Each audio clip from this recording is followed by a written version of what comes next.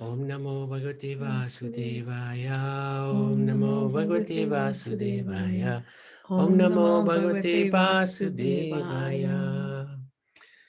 So I'd like to seek the blessings and good wishes of the devotees. We're 12, aren't we? So that we can continue with with Canto 3, and we will be at chapter 12. So the last few chapters were challenging, as we realized yesterday, especially the aspect of time. But it does get a little bit easier now. And then it gets a little bit harder later. So that's okay. Anyway, we're doing the journey together. So it's no question of easy or difficult. We are working together. So we'd like to seek the good wishes and blessings of the devotees so that we can continue this journey. And of course, we want the blessings of our Guru Maharaj and Srila Prabhupada, who has very kindly given us this incredible gift of Bhagavatam, which we can really relish. It's just such an amazing privilege to be able to go through the Bhagavatam. And it's all done in order to please the divine couple, Radha Krishna, Krishna Balaram, Gonitai. So I'm not going to go through the overview, apart from just the last bit.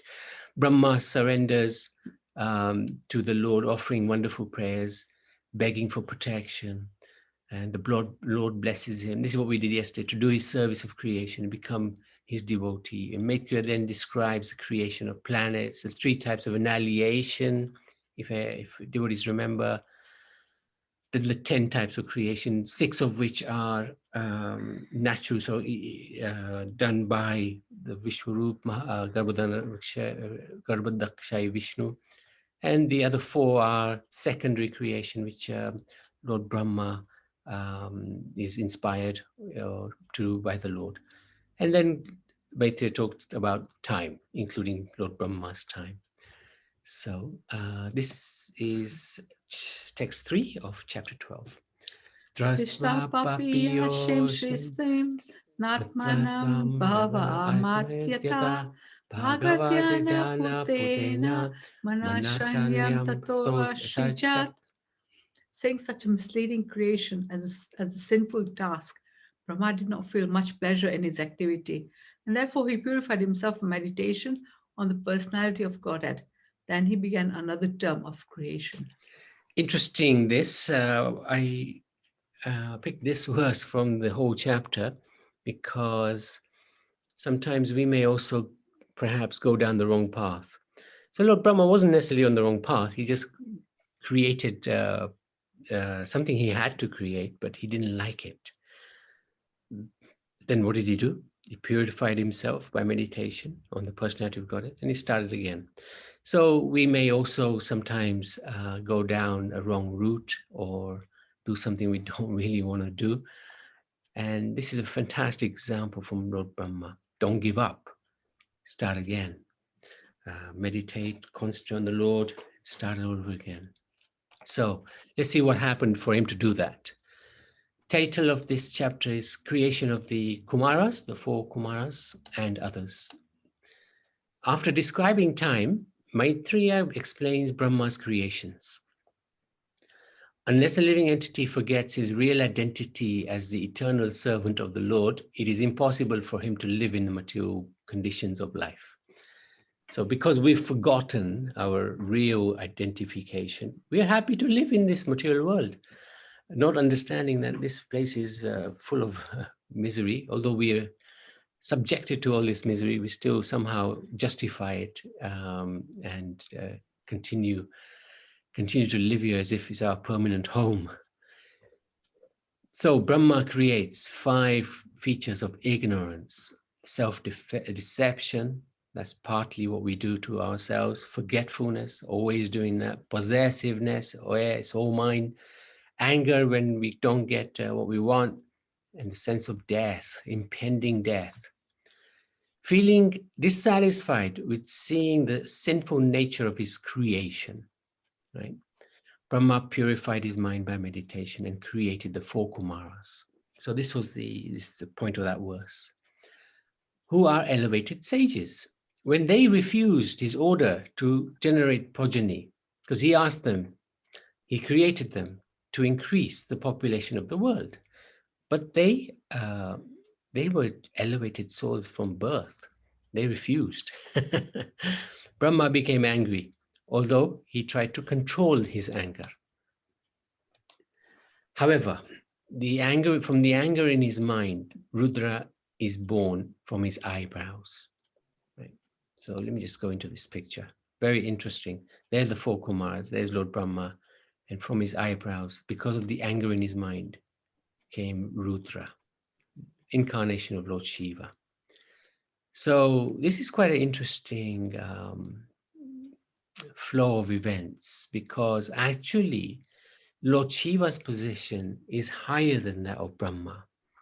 But in this scenario, it's like Shiva is the son of Brahma, but actually it's the other way around. So that's interesting. So this Rudra is in this world, basically.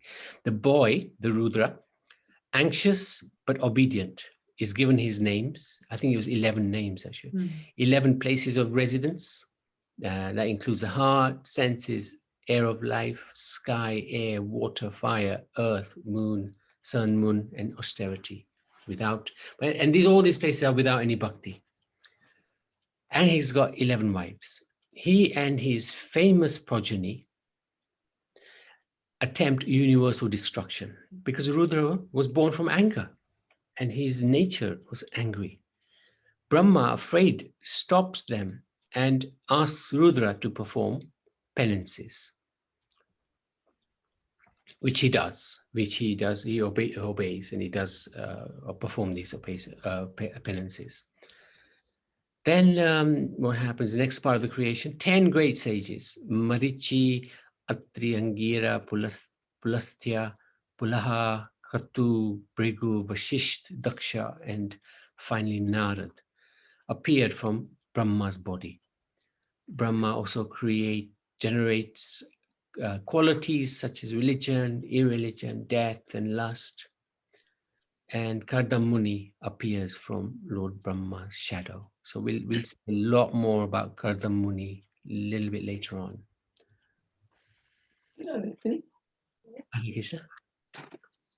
Okay. So Brahma's daughter. So this is quite an interesting part of the chapter.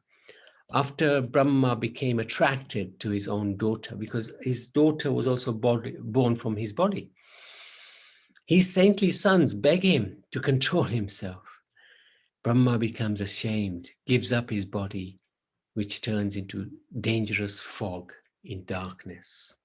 This is quite a bewildering part of this chapter. And our acharyas do talk about this in some detail.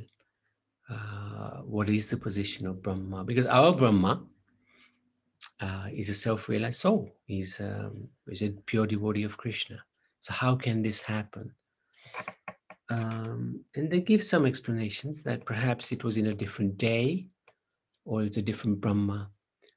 Whatever it is, it is. I think we just take it at face value that sometimes, devotees can fall. And it is unusual for Lord Brahma to fall like this. And he became very ashamed of himself as soon as he came to his senses. Vedic sacrifice. The 4 Vedas appear from Brahma's mouth, along with the ingredients of yajna, fire sacrifice.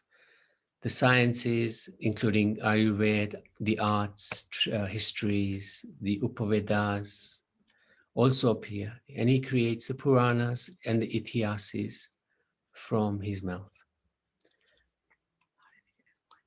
Huh? Oh, he can get his body anytime. Vedic knowledge is the next 7-8 verses. The education, charity, penance, truth are the 4 legs of religion.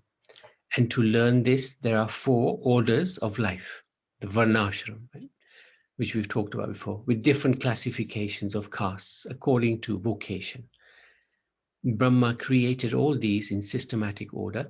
He also creates modes of expression such as poetry, the alphabet, music, cultural items. Then Manu takes birth. Manu is the father of mankind. Since the population has not sufficiently increased, Brahma was astonished. And while contemplating what to do, Swayambhu Manu and Sattarup were generated from his body. So they appeared. He was wondering what to do. There's not enough living entities populating the world. And as soon as he was contemplating like that, these two glorious personalities appeared. They produced two boys, Priyavrat, Uttanpad, and we'll see a lot more about them in future cantos. And three girls, Akuti, Devahuti, and Prashuti. They also appeared.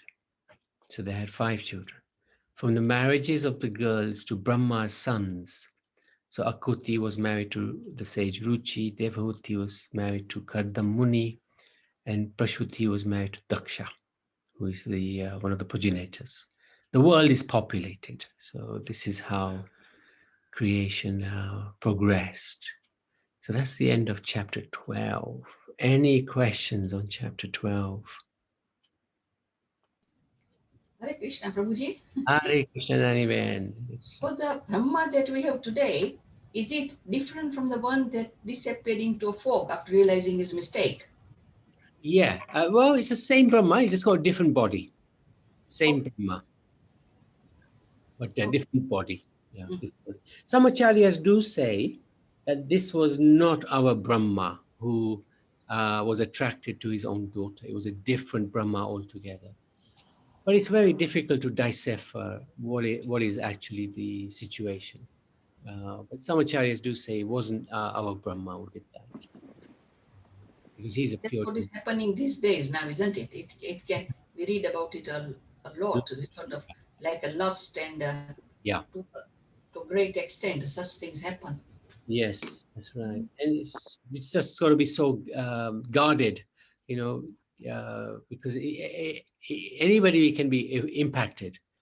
If it can happen to Brahma, who is, even if he is not a pure devotee, he's the topmost living entity. If it can happen to him, you know, we have to be completely on our guard at all times. I think what they're trying to tell is this was predicted thousands of years ago, and which is getting true now. So I think that's what a prediction as well. Maybe, yeah.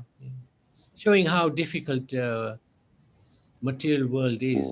Conditions can really completely give us a heavy form of illusion. And we can just misbehave very badly, even if we have the topmost position in the whole universe. Yeah. Pretty mind-blowing. Prabhuji, Hare Krishna. Yes. Hare Krishna, Kaushalya, Haraji. I don't understand, Prabhuji. You said this Brahma, then he's from his eyebrows, Rudra was born.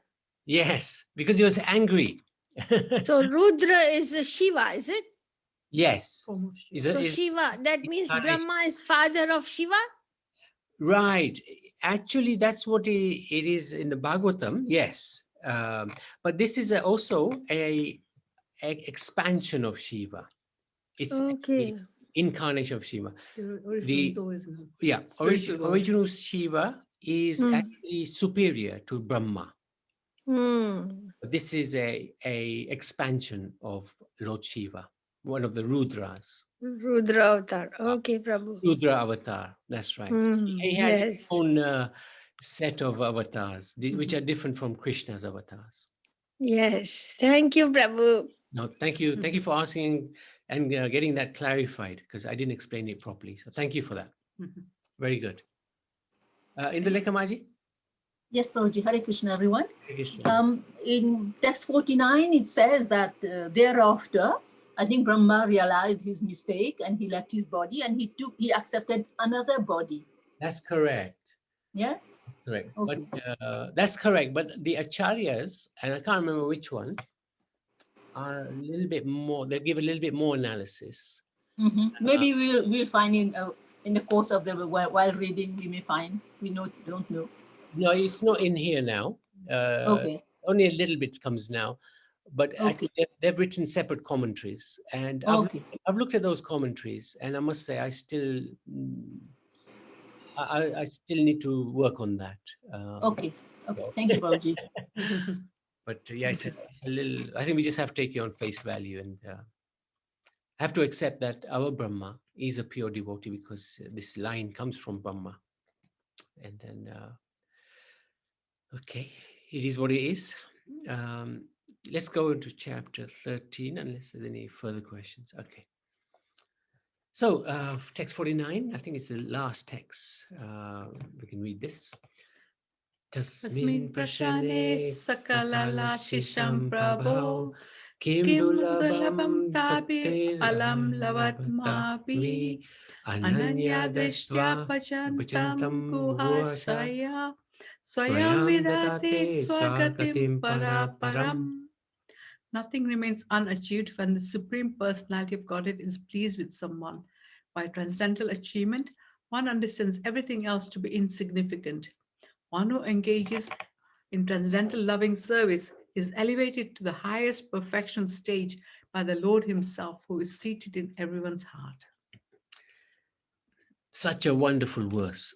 When we try to do some bhakti devotional service and we are trying to use our ego to do it, then our service gets limited.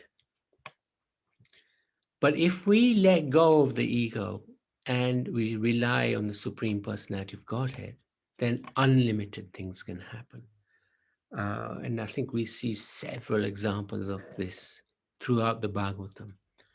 So I won't go into any particular detail in terms of examples, but the point is, if we simply carry out the spiritual master's order without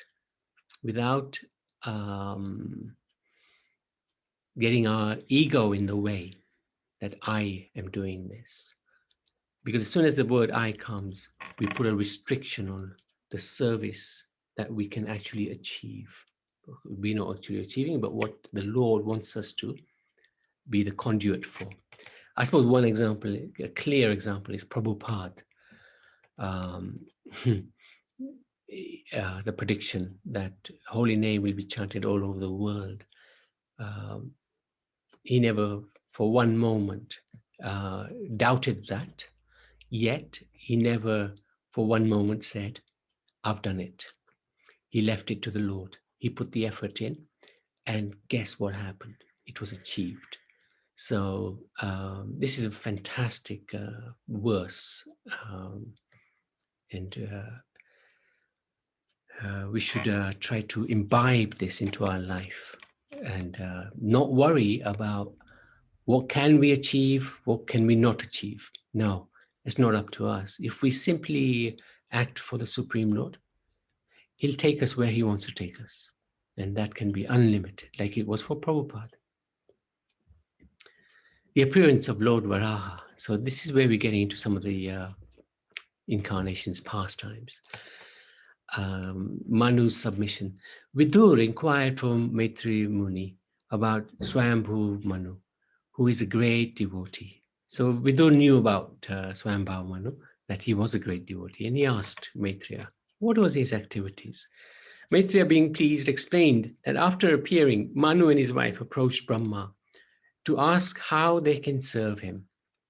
Brahma requests to Manu, pleased with his son, Brahma asks him to beget children, rule the world, and worship the Lord through yajna. Manu should protect the living entities and thus please the Lord. Brahma explained, the Supreme Personality of Godhead, Janardhan, Lord Krishna, is the form to accept all the results of sacrifice.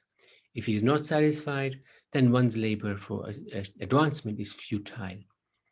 He is the ultimate self, and therefore one who does not satisfy him certainly neglects his own interests. This is the father explaining to the son very, very nicely about how one acts for the Supreme Personality of Godhead and satisfies him. Does acts which satisfy the Lord. Manu asks his father for help because at that time the earth was misplaced. It was drowning in the ocean. To lift the earth from the ocean, so Manu and living entities would have a place to live. So Lord Brahma, while contemplating how to do this, from Lord Brahma's nostril appeared Lord Varaha, thumb size, little. This is the Lord's boar form. Initially, he was the size of a thumb, and within a moment, he grew to the size of a great elephant. Brahma was struck with wonder, and to enliven him and the sages, Lord Boar roared like a lion, a mountain, roared like a mountain. The sages of Jana, Tapa, and Satyalok chanted mantras from the 3 Vedas. So this is the appearance of Lord Varaha. Varaha Dev Ki Jai. In answer to the prayers of the devotees, Lord Varaha searched for the earth by the sense of smell. So he behaved like a boar, like a pig, and he was guided by the sense of smell, imitating the actions of a boar. And then he dove into the ocean after lifting the earth, appearing splendid with her on his luminous tusks, that should be, following which he killed the demon Hiranyaksha. So then that pastime is given a lot more detail, is given of that pastime. The sages glorify Lord Varaha as the personified Vedas and describe in detail how the ingredients of sacrifice are situated in his body. They glorify his pastimes of rescuing the earth as he holds up the earth like an elephant holding a lotus in its trunk. The sages feel purified by water shaken upon them from his body. So he shakes his water after he comes out from the ocean, and he's shaking it, and all that water is going on the sages. Normally, if a pig shakes his body and water comes out, or a dog, we run away because we don't want that water anywhere near us. But of course, the Lord's body, from it, the water coming from his body is sanctified, pure, holy water. There is no limit to the Lord's wonderful activities. And anyone who desires to know the limit of Lord's activities is certainly nonsensical. Everyone in this world is conditioned by powerful mystic potencies. Please bestow your causeless mercy upon these conditioned souls. So these are the prayers by the sages. Having placed the earth on the water, Lord Varaha returns to his abode. By hearing this pastime and letting others hear it, the Lord is pleased, and one gains transcendental knowledge. Nothing remains unachieved when the Supreme Personality of Godhead is pleased with someone. So that's where the verse comes. That last verse, that verse we read at the beginning, is the second last verse of this chapter. And amazing point, amazing verse. So any questions on this chapter before we move on? Prabhuji, Hare Krishna, Nanivan. yes, the Manu and his wife, how did they appear from Brahma? So Body. Brahma's body. Because remember, he's got this subtle body and lots of things. And he wasn't even aware. He wasn't aware. This is the Lord's impetus. The Lord's impetus is making this happen.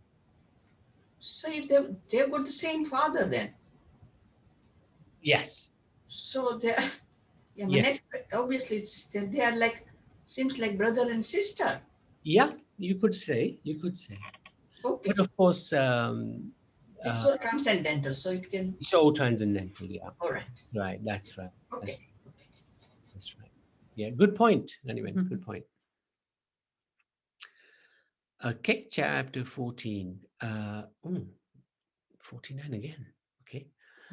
Alampada Shilodharo Gunakaro Ishtaparadhyaya vyatito dukkiteshu abhuta shatru jagat shoka harta Naidaghitkam tapam evo durja. He will be a virtuously qualified reservoir of all good qualities. He will be jolly and happy in others' happiness, distressed in others' distress, and will have no enemies. He will be a destroyer of the lamentation of all the universes, like the pleasant moon after the summer sun. Okay, so I've got a question for devotees. Who is this verse describing? Prahlad Maharaj. Well done. Well done. Someone's done some reading. Because when what's her name now? When Diti was lamenting that her sons will be demons, then she prayed, and the Lord said, "Okay, your grandson will be very virtuous." Very good. So Malaji, you're really keeping up with the reading, huh? It's very, very. Because I have to find the lesson from them, right? I have to read. Okay, nice one. Nice one. Very good. And are you enjoying the reading? Oh, sure, I am. Okay, that's very good. Thank you so much. Chapter 14, Pregnancy of Diti in the Evening. So, Vitur was curious as to why Varaha killed the demon, Hiranyaksha, whilst rescuing the earth. Maitreya, being pleased with his eagerness, describes the history of the demon's birth. So the next few chapters focus on these pastimes. These are really amazing, amazing pastimes. So Diti's approaches Kashyap for union. Daksha was one of the progenitors, one of the Prajapatis. He gave 13 of her daughters, of his daughters, in marriage to Kashyap Muni. One of them was Diti. And I think tomorrow we'll have a little look at Kashyap Muni and Diti, so that we look at the characteristics of these two. She approached her husband, Kashyap, at an improper time for sex, so she could conceive children. Her co-wives, that means her sisters, 12 sisters, already have offspring, and she feels poorer than them.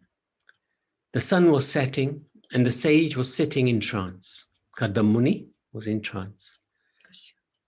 Kashyap Muni.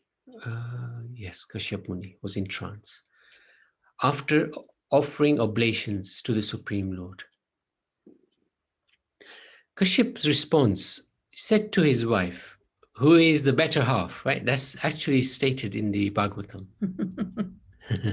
So we often joke about that, but actually the Bhagavatam says this. The wife is the better half. He will satisfy her desire, but she should wait for the auspicious time, which was only one muhurta away, or I think it says a few seconds, a moment away, which means a muhurta, 48 minutes.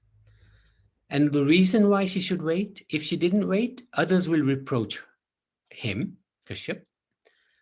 Ghosts and their masters, Lord Shiva, move about. So their master, Lord Shiva, move about at this inauspicious time. Shiva, his wife's brother-in-law. So Daksha had a daughter called Uma. And Uma was married to Lord Shiva. Right? Shiva has 3 eyes and therefore can see us. Since Shiva is equal to all, don't expect any favors from him, just because he's your brother-in-law. Fools who pamper their bodies that are eatable by dogs disrespect Lord Shiva. So he gave a number of reasons why she should wait for the right time. And one of them is quite important. Well, all of them are important, but this one here, ghosts and their master Shiva move about at this inauspicious time. So that's why we see devotees rise somewhat earlier than the sun rises. 2 muhurtas usually is recommended to rise before the sun rises, so that, because at that time the ghosts are wandering, and the mind, if it's sleeping, can be easily taken over. The mind is at its weakest at that time because of sleep. So that's why it's recommended to rise before the sun rises, 2 muhurtas, and chant the Mahamantra, because we then we're protected from these inauspicious living entities roaming around. And I think when Lord Shiva sees somebody sleeping at that time, he's not impressed. But when he sees them chanting, he becomes very impressed. Kashyap, his predictions. Right? Unable to calm Diti, Kashyap submitted. Immediately after, Diti feels ashamed, begging her husband to protect her child. She knew this was not the right time, so there's going to be a problem. Kashyap describes everything was inauspicious. The mind was polluted, the timing was wrong. She neglected his directions. There was apathy towards the devatas, and in particular Lord Shiva. Kashyap mentioned that there will be 2 sons.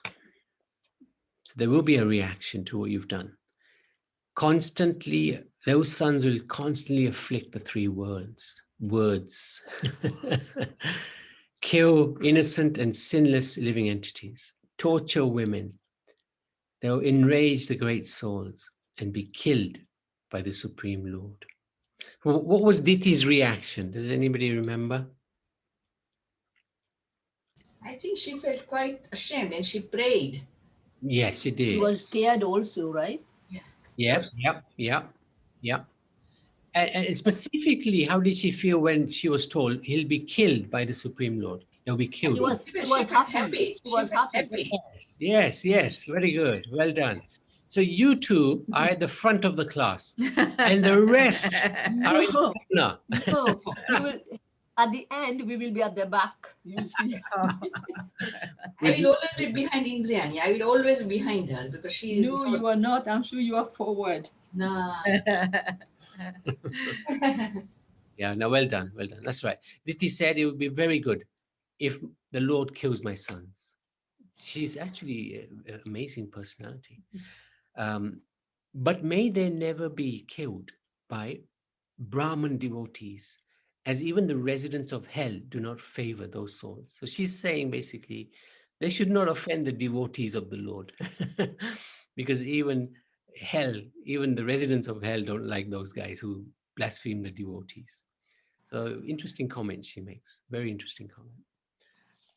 And then the subject of the verse that we were reading, because of that Diti's sincere repentance, proper deliberation, and unflinching faith in the Lord, and respect for Shiva and also Kashyap, her husband, the son of her son, that's the son of Hiranyakashipu, would be Prahlad, would be a very great Mahabhagavat devotee who will please all. Thus, Diti's anxiety is relieved. So she's happy now. She's happy because at least there will be 1 Mahabhagavat in the family. That's a big achievement. So, any questions, Naniben? Yes, just something, Prabhuji.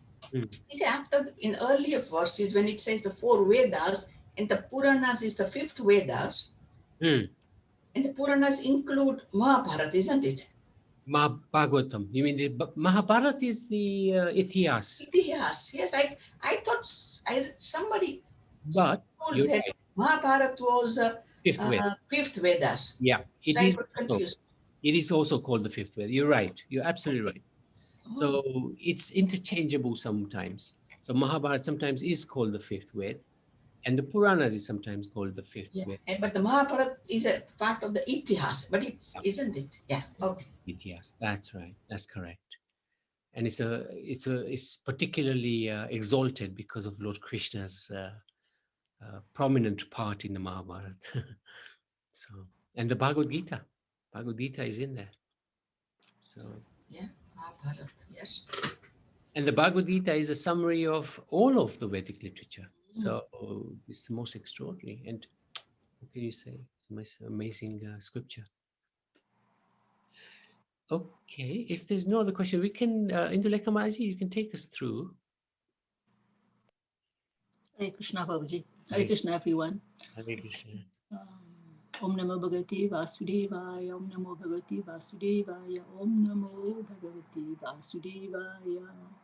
So lessons Canto 3, chapter 1 to 11. Chapter 1, if we make our home a temple, the Lord will definitely visit us. Chapter 2, in this age of Kali, our only tapasya is to chant the holy name of the Lord. Chapter 3, we all need a guru to guide us on the spiritual path. Chapter 4, no matter how learned one may be, one should not try to instruct someone who is well versed in spiritual knowledge and who is older than them. Chapter 5, the Lord's external energy is Maya, and through her, the entire material world is created. Chapter 6, we should always engage in discussion of the activities and glories of the Lord, which are nicely written by the sages for our benefits. Chapter 7, by serving the spiritual master, one develops transcendental ecstasy in the service of the Lord, who vanquishes one's material distress. Chapter 8, the Supreme Personality of Godhead spoke this Srimad Bhagavatam to the great sages for the benefit of those entangled in the material miseries. Chapter 9, if we want to escape the anxieties of the material world, we need to take shelter of the lotus feet of the Lord. Chapter 10, all living entities are struggling with the forces of material nature, but by transcendental knowledge and realization and by surrendering unto the Lord, we can control this material energy. Chapter 11, the Lord controls all the physical movement by his time potency, yet he is not present physical. I cannot see this part, Prabhuji. Yet he is Not visible. He's not visible, physical in this physical world. Yes. Yeah. Thank you. Hare Krishna. Thank you, Maji. Hare Krishna. Okay. So, oh yes. So, Madhusudan Prabhu. Good. So these are the instructions from these 3 chapters we just read. Yeah, Haribol Nabi, sorry, I've had some commitment, so I couldn't attend for most of the lesson, but I've read the chapters, and yes. Your summary will have been very interesting, and I'll go through the notes later on.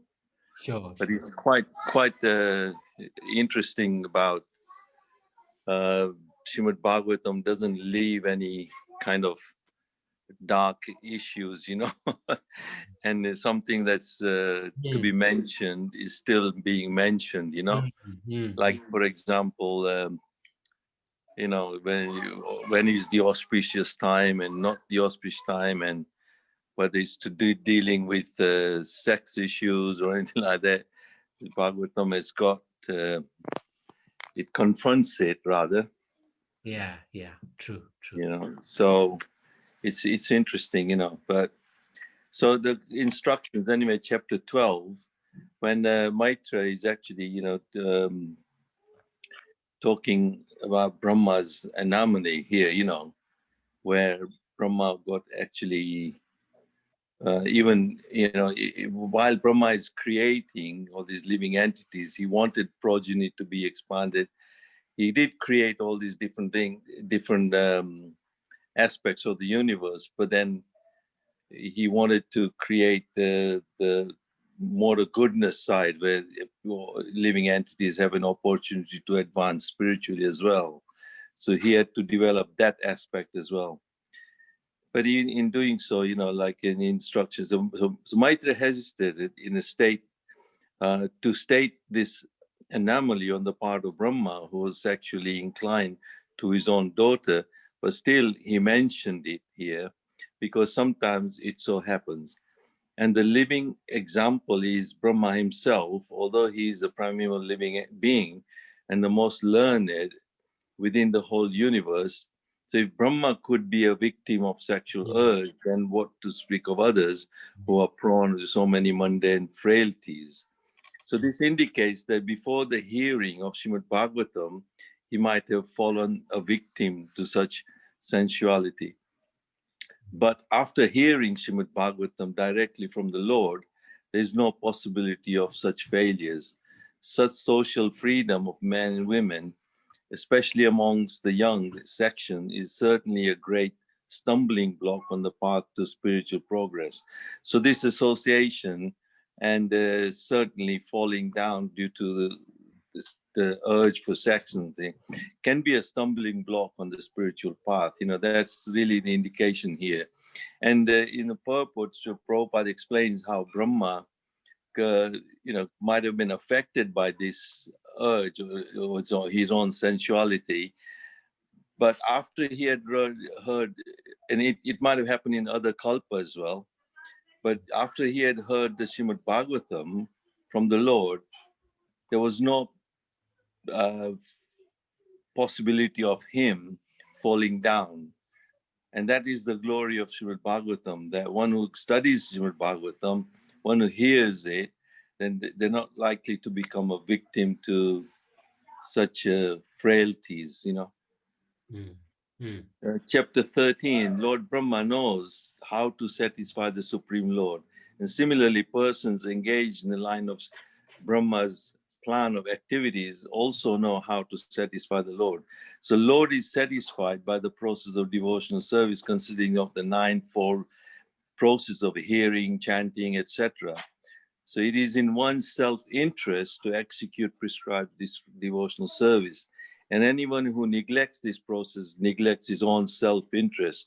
So it is really in our own self-interest that this part of the Srimad Bhagavatam in this chapter instructing us that, it is in our own interest that we execute some sort of devotional service starting from hearing, Shravanam, Kirtanam, Padsevanam. So there are 9 processes like that.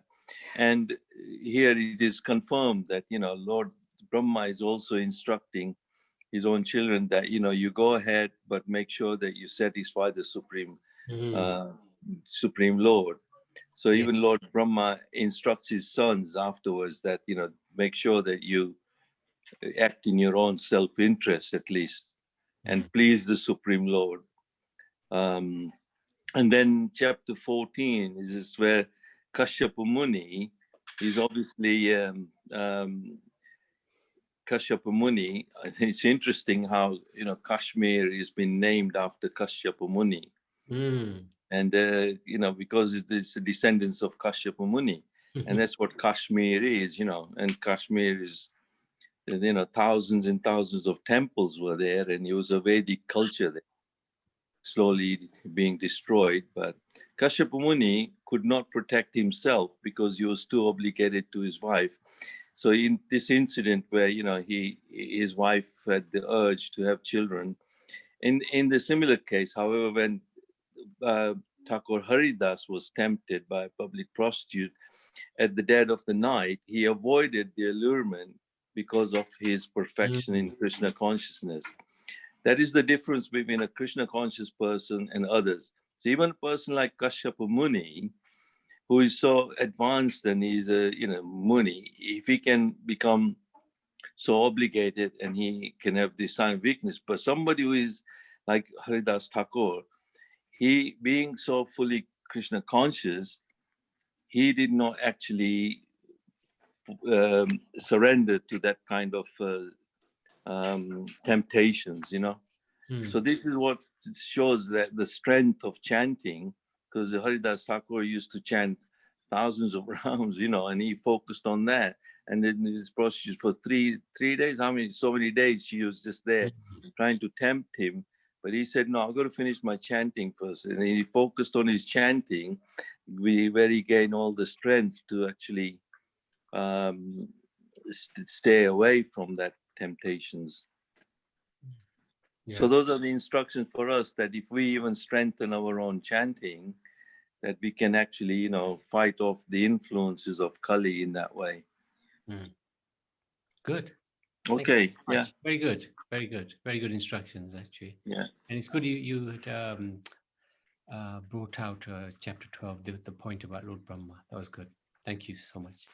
Any questions? thank you. Any Thank you. comments? Sitaram Prabhu? No, Prabhu. False. Okay. Okay. Anybody else? Anything like to ask or add from your realizations?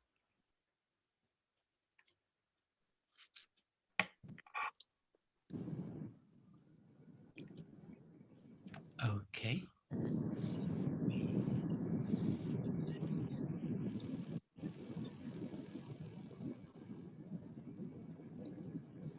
Okay. Thank you so much, dear devotees. We'll carry on tomorrow with the next 3 chapters. So that's good. Thank you so much. Srimad Bhagavatam ki jai.